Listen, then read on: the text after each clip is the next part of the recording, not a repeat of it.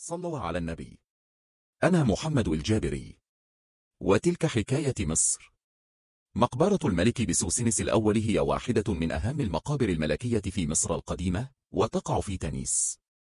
تم اكتشاف المقبرة في عام 1939 من قبل عالم الآثار الفرنسي بيير مؤنتيه.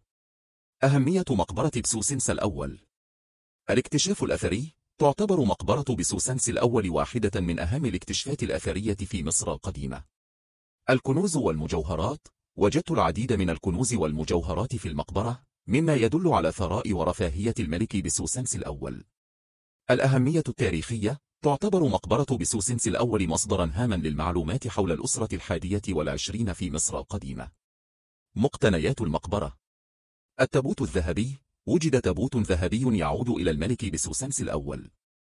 المجوهرات. وجدت العديد من المجوهرات، بما في ذلك القلائد والأساور والخواتم.